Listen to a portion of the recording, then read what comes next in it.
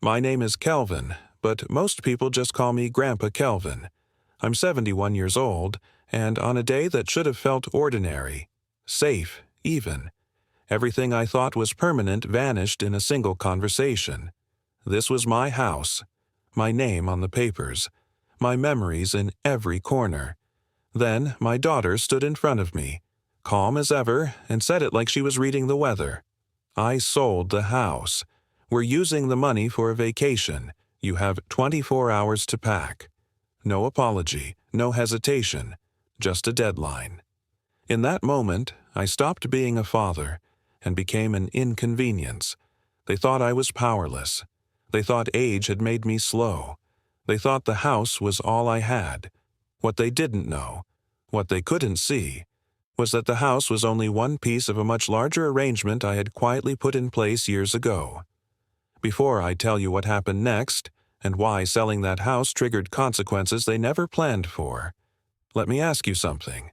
Where are you watching this from? Drop it in the comments. Your voices matter more than you know. To everyone who listens to these stories and stands with people who were pushed aside, thank you. You remind us that dignity doesn't disappear when keys are taken away. And if this is your first time here, do me a favor. Like, subscribe, and hit the bell. You're not just joining a channel. You're joining a family that knows patience can be the strongest form of revenge. Now listen carefully, because the day they told me to pack was the day their plan began to fall apart. I was making coffee. That's what I was doing when my world ended. Making coffee in the kitchen I built with my own hands 32 years ago.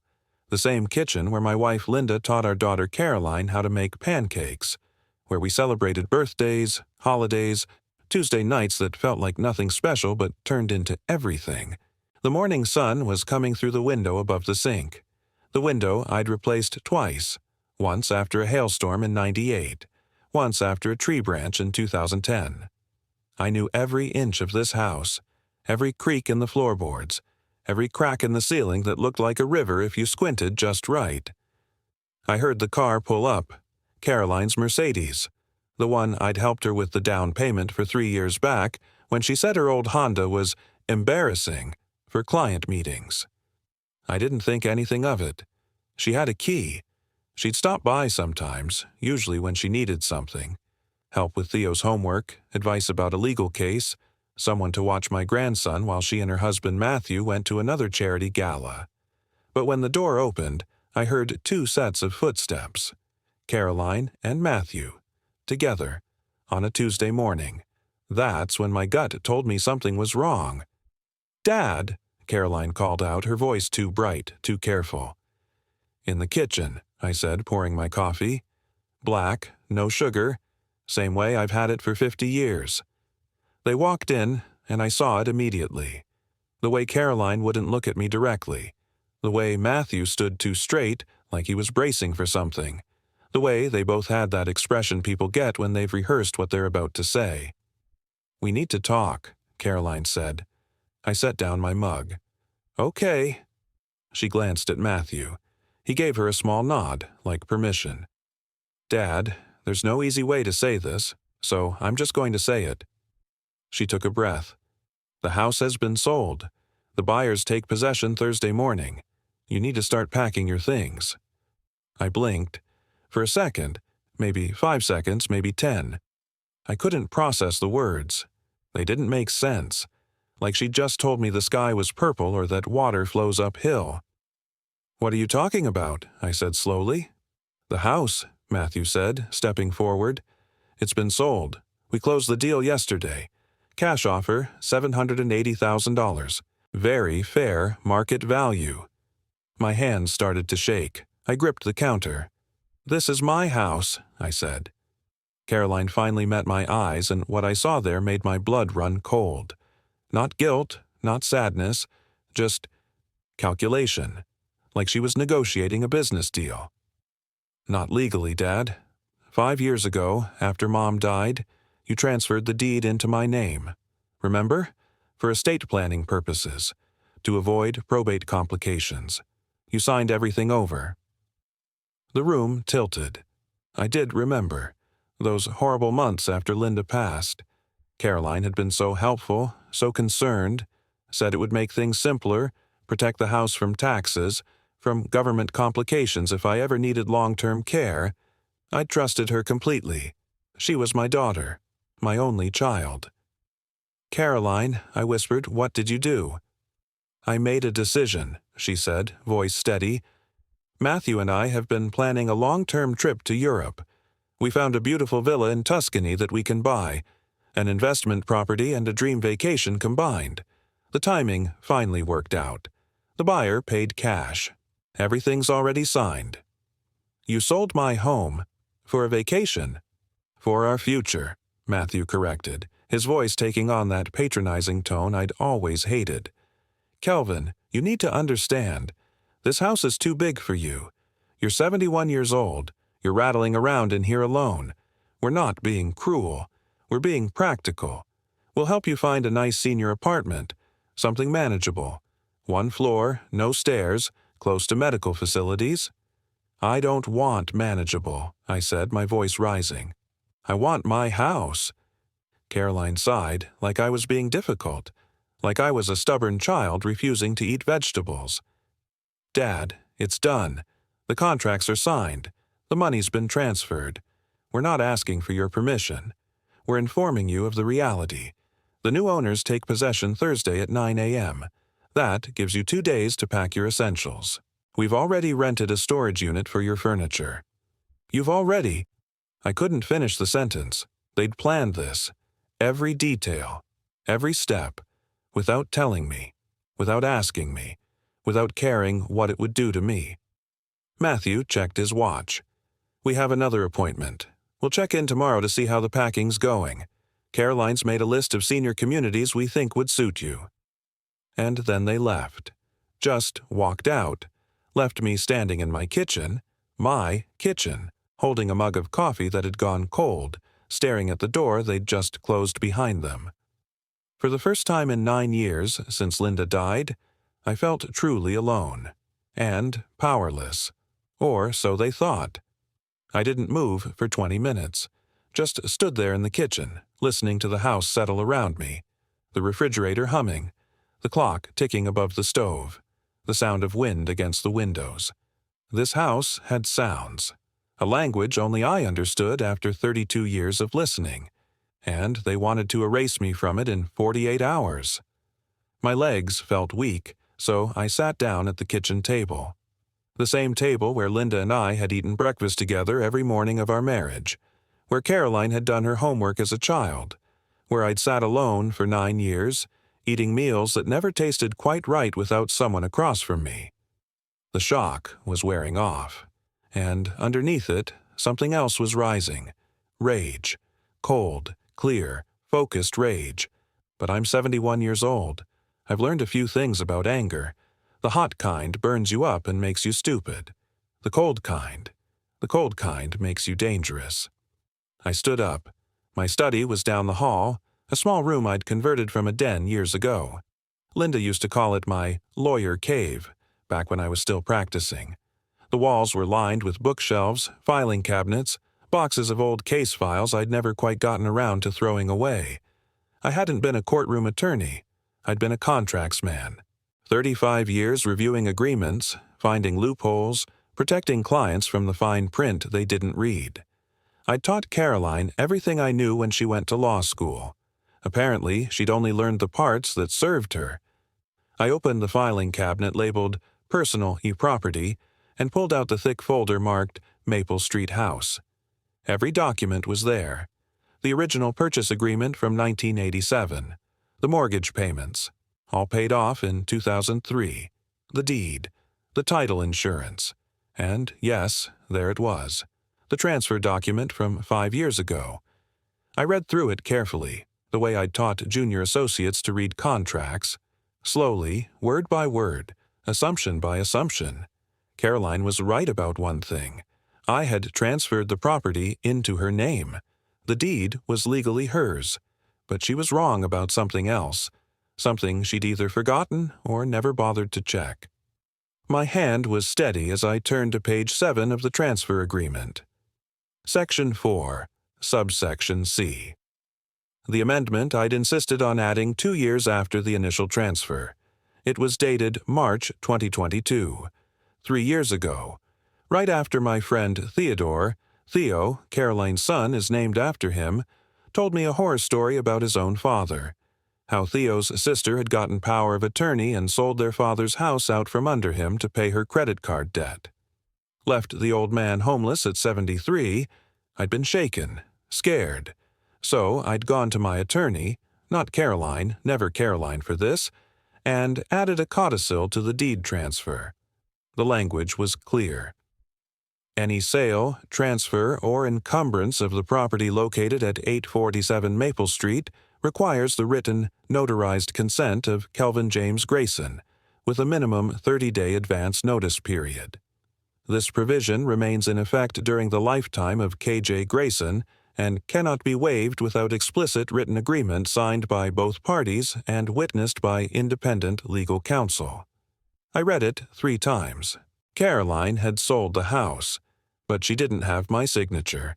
She didn't have my consent. She didn't even give me 30 days' notice. She gave me 48 hours. The sale was invalid. Completely, legally, unarguably invalid. I sat back in my chair, feeling something I hadn't felt in years. Power. But I didn't pick up the phone. Not yet. Because as I kept reading through the documents, I found something else. Something even Caroline had forgotten about in her rush to fund her Tuscan villa. The adjacent properties. When Linda and I bought this house in 1987, we'd also purchased the 2 vacant lots on either side of it, just under an acre each. Insurance against bad neighbors. We'd thought about building a workshop on one, maybe a guest house on the other, but life got busy and we just let them sit. Woods, wildlife, space. Those lots were titled separately, in a family trust Linda and I had created, the Grayson Family Trust. When she died, I became the sole trustee, and here was the beautiful part, there was a restrictive covenant tied to those lots. Any development, modification, or major maintenance on the main house, my house, required approval from the trust. That meant Caroline's buyers couldn't renovate, couldn't expand, couldn't even replace the septic system without my written permission. She'd sold them a house wrapped in red tape, and she had no idea. I pulled out my phone and called Mimi Rodriguez. She answered on the second ring. "Kelvin, it's 7 in the morning. Mimi, I need you to look at something. Today. Can you come to my house?" There was a pause. Mimi was 72, sharp as ever, and she'd known me for 40 years. She heard something in my voice. "What happened?" "My daughter just tried to make me homeless. I'll be there in an hour." I hung up and looked around my study, at the books I'd collected over decades, at the photos of Linda on the shelf, at the window overlooking the backyard where Caroline used to play as a child. They thought I was defeated. They thought I'd just pack my things and disappear. What they forgot was that I'd spent 35 years teaching people exactly like them that you should always, always read the fine print. And I'd written it. Wait, don't leave yet. You need to hear what Mimi found when she reviewed those documents. You need to know what I decided to do with the information.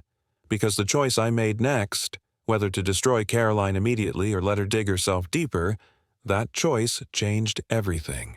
Subscribe, right now, if you want to see the moment her perfect plan unravels, the moment the buyers find out what they really purchased, the moment Matthew's face goes white. Hit that like button if you're already feeling the justice coming. Drop a comment, read the fine print, if you think Caroline deserves what's coming. Mimi arrived at 8:15 a.m. in her silver Honda, the same car she'd been driving for 15 years. She believed in keeping things that worked, not chasing what was shiny and new, unlike some people. She came in carrying her worn leather briefcase, the one with her initials stamped on the side. Mir. Mimi Elena Rodriguez. We'd worked together on dozens of cases back in the day. She'd retired from her firm 5 years ago but still took private clients, mostly friends, people she trusted, cases that mattered. "Show me everything," she said, not bothering with small talk. That's what I loved about Mimi. No wasted words, no false comfort, just clarity. I spread the documents across my dining room table. The deed transfer, the codicil, the trust documents for the adjacent lots, the restrictive covenants, everything. She put on her reading glasses and went through each page with the precision of a surgeon. I made coffee, fresh this time, and waited. 40 minutes later, she looked up. "Kelvin, this sale is completely invalid. Your daughter committed elder financial abuse at minimum, possibly fraud. She had no legal right to sell this property without your notarized consent." I felt my chest tighten. Hearing it confirmed by someone else made it real. "Can we stop it?" "Absolutely. I can file an emergency injunction this morning. The title company will freeze everything. The sale won't close." She paused. "But there's something else here. Something bigger. The adjacent lots. Yes, the restrictive covenant is ironclad. Even if the sale were legal, which it isn't, those buyers are purchasing a property that's essentially landlocked by your trust requirements. They can't do anything significant to that house without your written permission. No renovations, no additions, no septic repairs, nothing. Caroline didn't tell them. I'd bet my law license she didn't, which means when they find out, they're going to sue her for non-disclosure, breach of contract, misrepresentation. This is going to get very expensive for your daughter, very quickly. I walked to the window, looking out at the backyard, at the oak tree where Caroline's old tire swing used to hang, at the garden where Linda grew tomatoes every summer. "Mimi, I have a question." "Go ahead." "What if I don't stop it right away?" She was quiet for a moment. "Explain." "What if I let Caroline think it's going through? Let her believe she won. Let her make plans for her villa, spend money she doesn't have yet, dig herself deeper, and then, at the last possible moment, I pull the rug out. That's risky, Kelvin. The longer you wait, I know the risks, but I want her to feel what I felt. That moment when everything you thought was solid just disappears." Mimi studied me over her glasses. "This isn't like you." "She took my home, Mimi. She looked me in the eye and took my home for a vacation. I want her to understand what that means." She nodded slowly. "All right, but we do this carefully. I'll prepare all the paperwork now, have everything ready to file. You give me the word, and I shut it down within hours. But Kelvin," her voice went hard, "if those buyers move forward with any kind of possession action, if they try to forcibly remove you, we file immediately. I won't let you become homeless to teach your daughter a lesson." "Agreed." "And one more thing. You need to document everything. Every conversation with Caroline. Every interaction.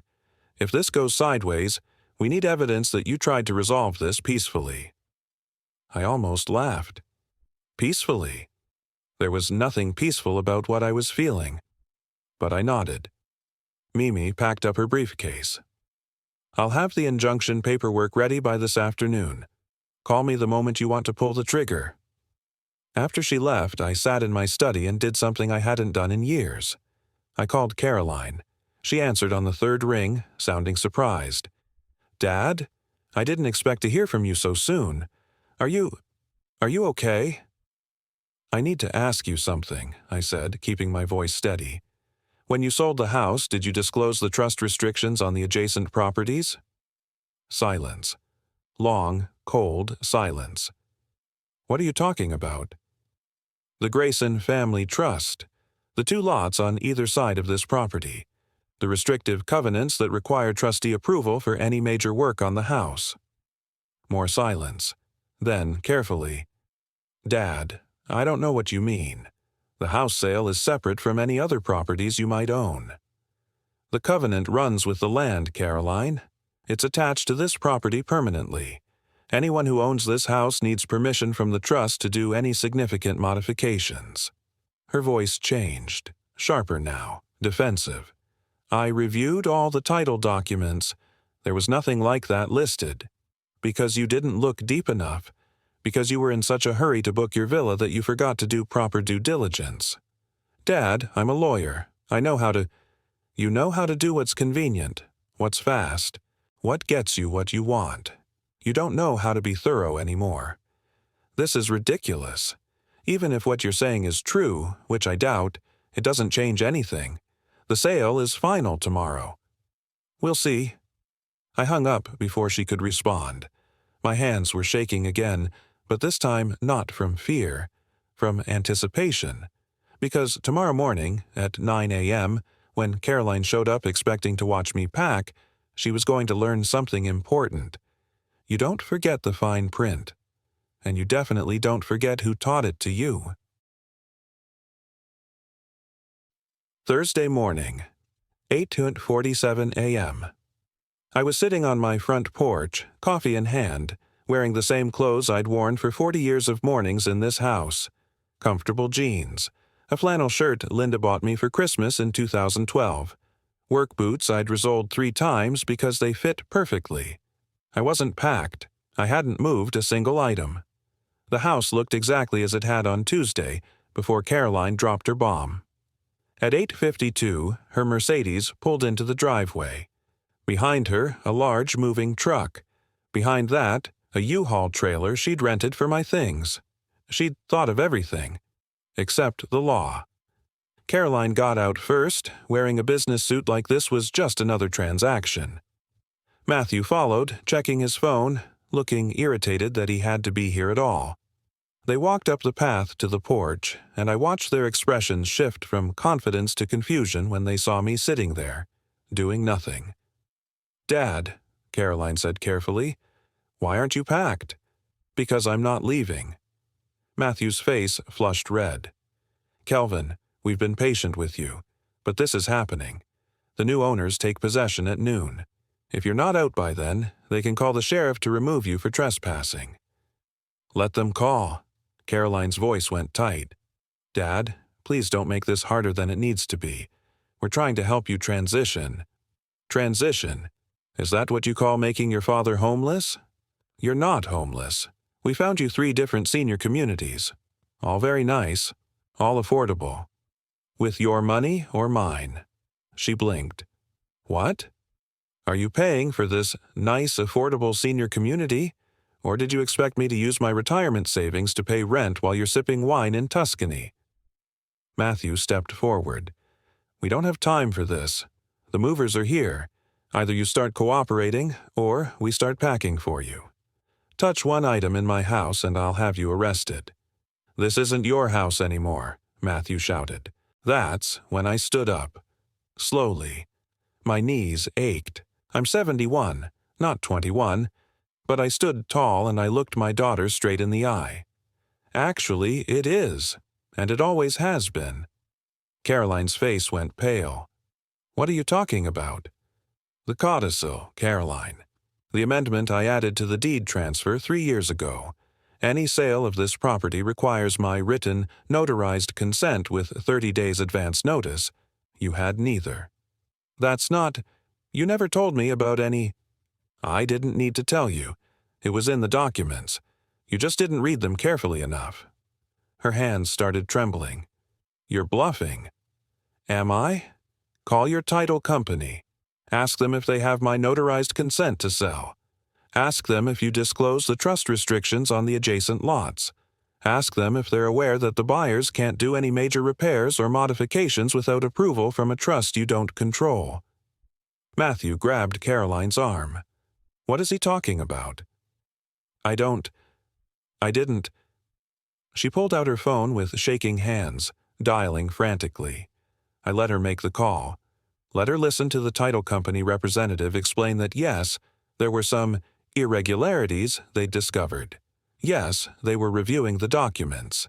Yes, the closing was being delayed pending resolution of title issues. She lowered the phone, her face gray. "This can't be happening." "It is happening, because you were so focused on taking what you wanted that you forgot the first rule I ever taught you." I stepped closer. "Always read the entire contract." Matthew's voice was panicked now. "Caroline, we already paid the deposit on the villa. We already gave notice at work for the extended leave. If this sale doesn't go through—" "How much?" I asked quietly. "What? How much did you spend on the villa?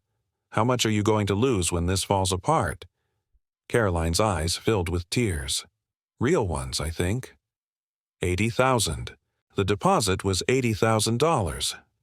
I let that number sit in the air between us. $80,000. Gone. Because they were so certain I was powerless. "Here's what's going to happen," I said, my voice steady and cold. "You're going to send that moving truck away. You're going to cancel your villa purchase. You're going to call those buyers and explain there's a title defect. And then you and I are going to have a very long conversation about what you've done." "Daddy, please, don't call me that. Daughters don't do this to their fathers. I don't know what you are anymore, Caroline, but you're not my daughter. Not today." That's when a silver Honda pulled up. Mimi.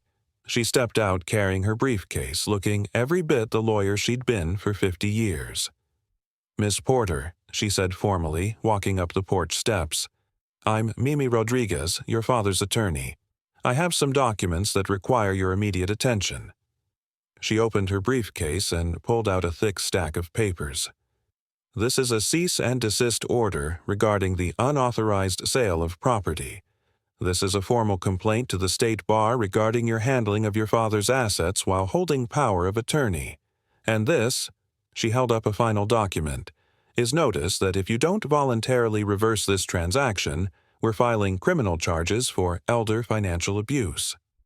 Caroline looked like she might faint.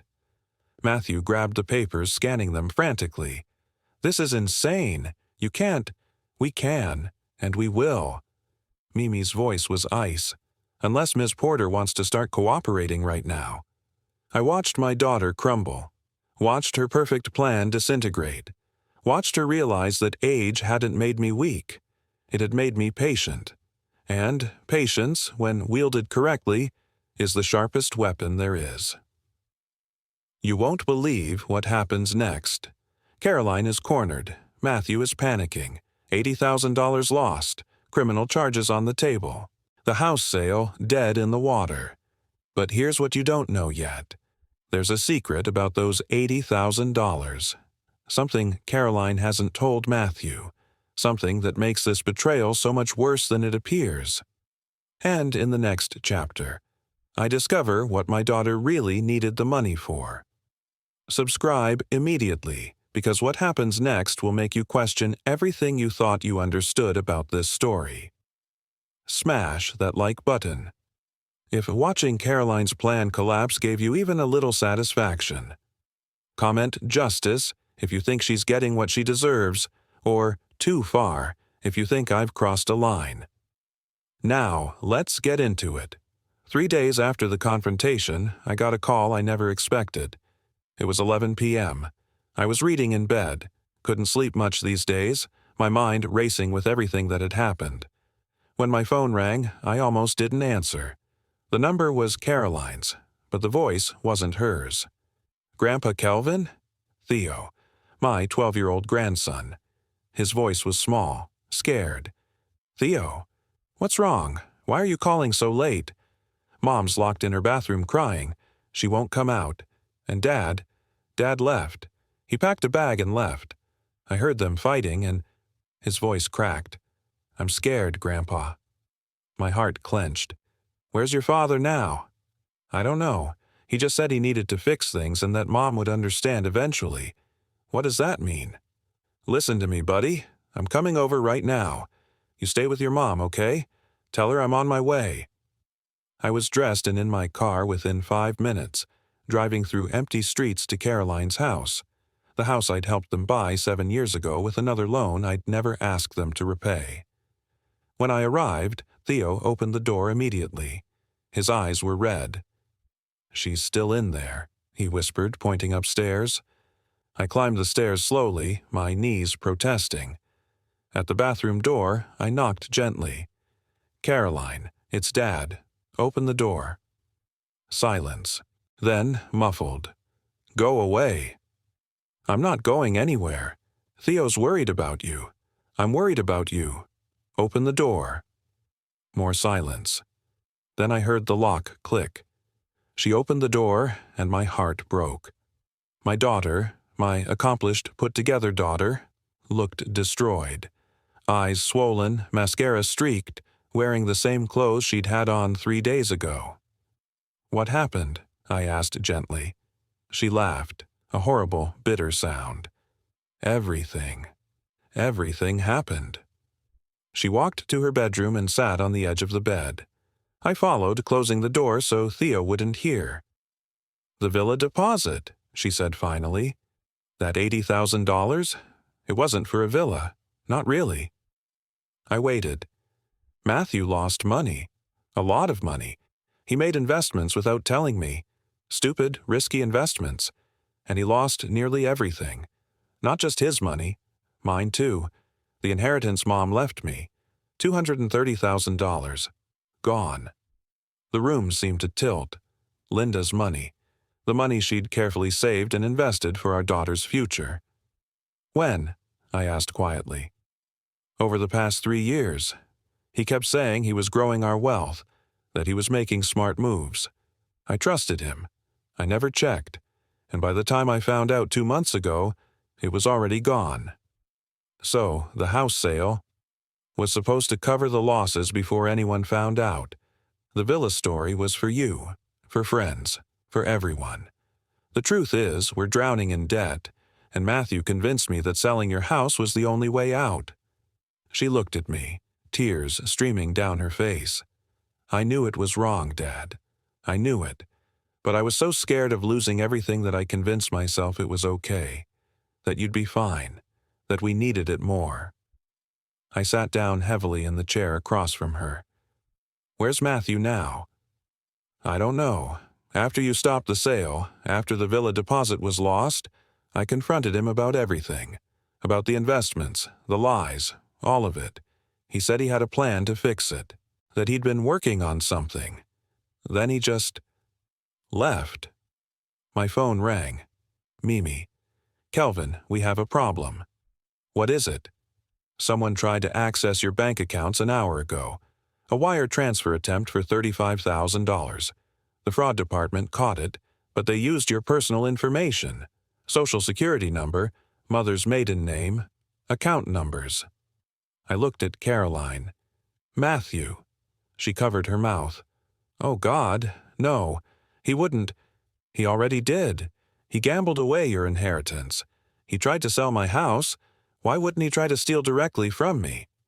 Mimi's voice was hard. "I've already contacted the bank's fraud division. They're flagging all your accounts. But Kelvin, if he's desperate enough to attempt wire fraud, he's desperate enough to do something worse." "Find him," I said. "I need his location, now." I hung up and turned to Caroline. "Do you have any idea where he might go?" She was shaking. "His office. He's been spending a lot of time there lately. Said he was working on a big deal. Stay here with Theo. Lock the doors. I'm going to handle this." "Dad, please don't." "Don't what? Don't protect my family? Don't stop the man who manipulated my daughter into betraying her own father?" I stood up. "Caroline, you made mistakes. Terrible mistakes. But Matthew, he's not making mistakes. He's making choices. Criminal choices." I drove to Matthew's office in the darkness, calling Mimi back on the way. "I'm heading to his office now. Can you meet me there?" "Kelvin, this isn't smart. If he's committed fraud, then I want to look him in the eye when he realizes it's over." When I arrived, the building was dark except for one window on the 3rd floor, Matthew's office.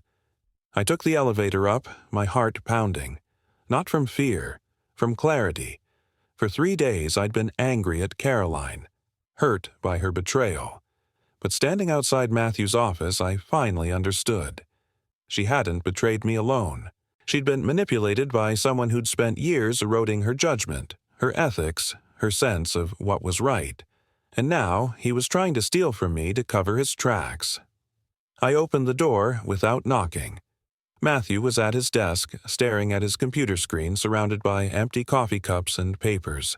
He looked up, and for a moment genuine fear crossed his face. "Kelvin, I can explain." "Explain what? How you lost my daughter's inheritance? How you convinced her to sell my house? How you tried to steal $35,000 from my bank account tonight?" He stood up. "I was going to pay it all back, every penny.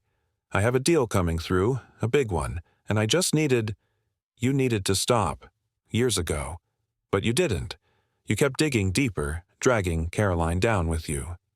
I love her. You love her money. You love what she could provide.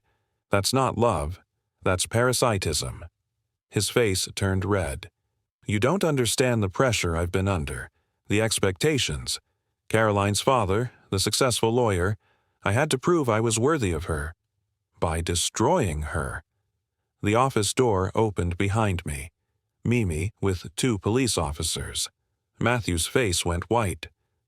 "Mr. Porter," one officer said, "we need you to come with us. There are some questions about attempted wire fraud and identity theft."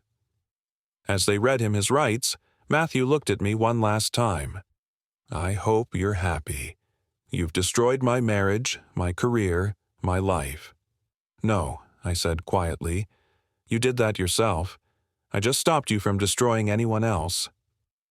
6 weeks later, I'm sitting on my front porch again. Same porch, same coffee, same house, but everything is different. Caroline filed for divorce. Matthew's facing criminal charges for fraud and identity theft.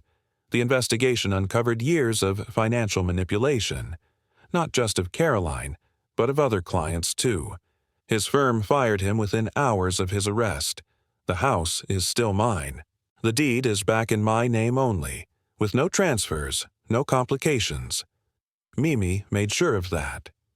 But here's what changed. Caroline and Theo are living in my guest house now. The small cottage behind the main house that Linda and I built 20 years ago, thinking we'd use it for visitors who never came. Caroline resisted at first. Pride, shame, both, probably. "Dad, I can't accept this. Not after what I did." "You can, and you will. That boy needs stability, and you need time to rebuild. This isn't charity. You'll pay rent, you'll contribute, and you'll work on earning back my trust." She's in therapy now. Real therapy, twice a week. Working through how she let Matthew manipulate her, how she lost herself trying to maintain an image that was never real. Last week, she brought me a folder. "What's this?" "A payment plan. For Mom's inheritance money that Matthew lost. I know I can't get it back from him. He doesn't have it. But it was my responsibility to protect it. So I'm paying it back. To Theo's trust fund. Every month. For as long as it takes." I looked at the numbers. She'd be living on barely anything for years. "Caroline." "Please, Dad, I need to do this. For Mom. For Theo. For me." I adjusted the payment plan, cut the monthly amount in half, extended the timeline. Enough to matter, not enough to break her. "Take it," I said, "and stop punishing yourself. Start healing instead."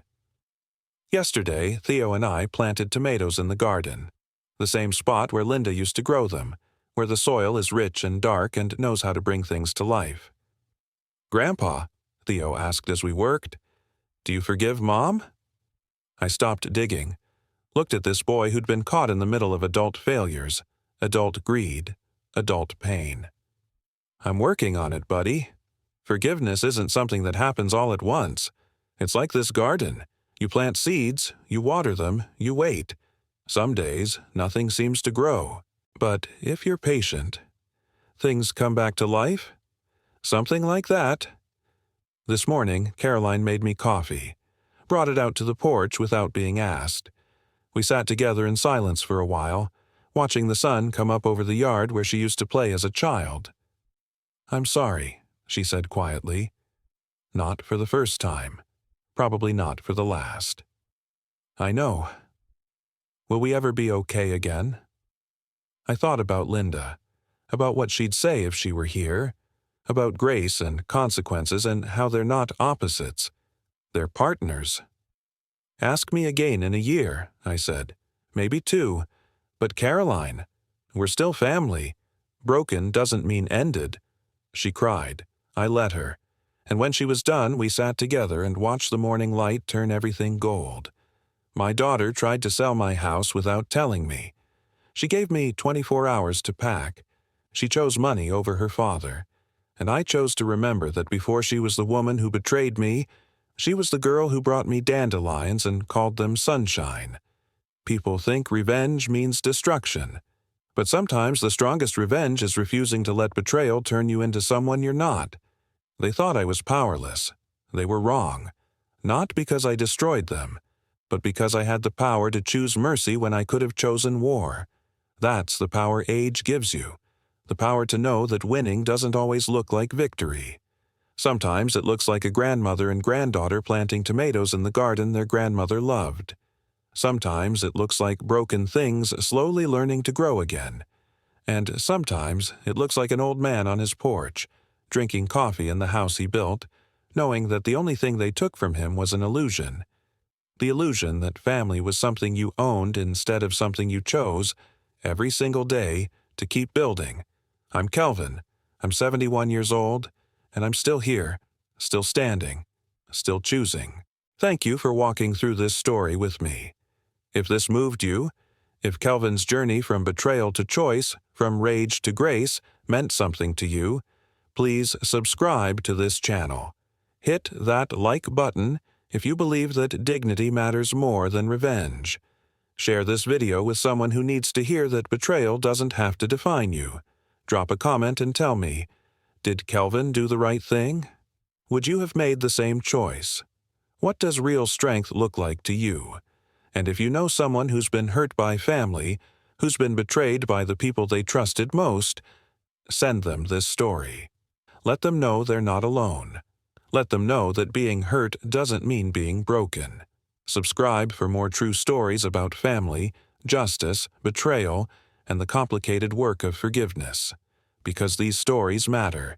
Your story matters, and you deserve to be heard. Thank you for being here. Thank you for listening.